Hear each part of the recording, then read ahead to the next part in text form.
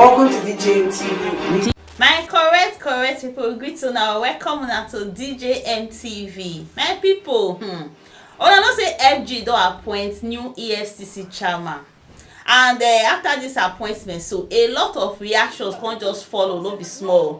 Some say no dey experience, say he's not even qualified to be EFCC chairman. They say never sabi even carry say they call herself, they no sabi carry am. Nothing, no experience.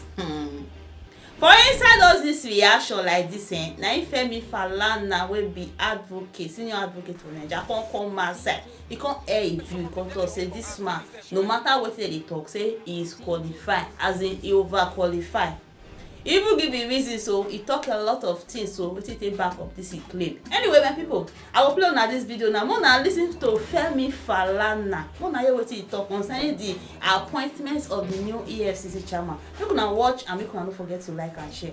About the EFCC, you've talked about the EFCC quite a few times. You know there's a new sheriff in town in EFCC now, and a good number of some people are wondering whether or not the proper process or procedure has been followed in the engagement of the EFCC chairman. Do you think there is any issue there? No, there's no issue. The only issue that has been raised, which for me has to be considered by the government, is that we have in this country the Federal Character Commission Act, and also by virtue of Section 14 of the Constitution, appointments must reflect federal character. So if you are going to have, you have the EFCC and the ICPC, the heads cannot come from the same zone. So if there are two positions in this country, in the public service, one must go to the north, one must come to the south. If there are four, two must go to the north, two must come to the south. If there are six, one must go to each geopolitical zone. That is the law in Nigeria today. So I am not comfortable with the fact as of today, the heads of the EFCC and the ICPC are from the same zone. Apart from that, Mr. Olukoyede is eminently qualified to head the EFCC.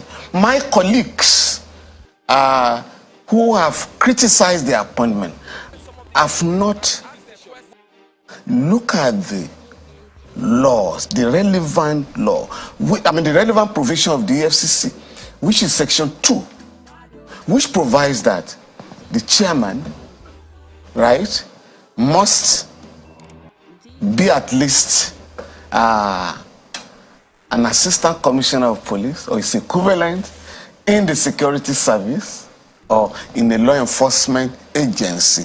When Mr. Abdurrashid Bawa was appointed, there were people saying, no, this position is for police officers. And I said, no. If you had served in a law enforcement agency, you are qualified and you have acquired enough experience, you are qualified to head the EFCC. In the case of Mr. Olukoyede, he had been the chief of staff to the chairman of the EFCC. He has also been the secretary of that body, and of course a board member by virtue of his position as a secretary of the commission.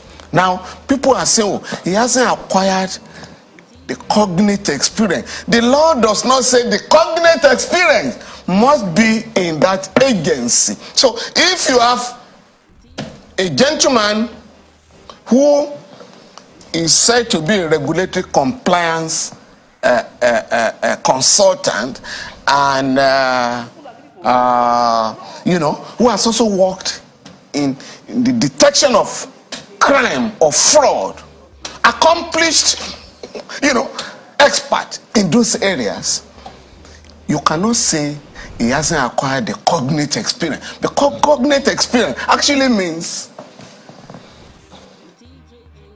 your acquisition of the skills in the area we're talking about. So it does not mean it shall be in the EFCC. For instance, I know a lawyer who has been prosecuting for the EFCC since 2004 when the body took off. And I'm talking of more than any lawyer in Nigeria.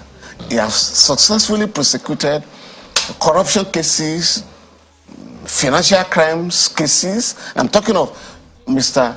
Rotimi Jacobs SAN. So there's no way you can say that such a lawyer who has prosecuted majority of the cases investigated by the EFCC has not acquired the cognate experience. So if you have a lawyer of 22 years who has spent the better part of his practice in detection of crimes, detection of fraud-related crimes, and who has acquired the knowledge at home and abroad, who has worked with international anti-fraud agencies like FBI, the fraud office in the UK and the rest of them, it is difficult to say, to question his competence. Again, as I said, the only area where I think the government will have to go back to the drawing table is also to ensure that the anti-graft agencies in the country are not headed by people from one region. DJ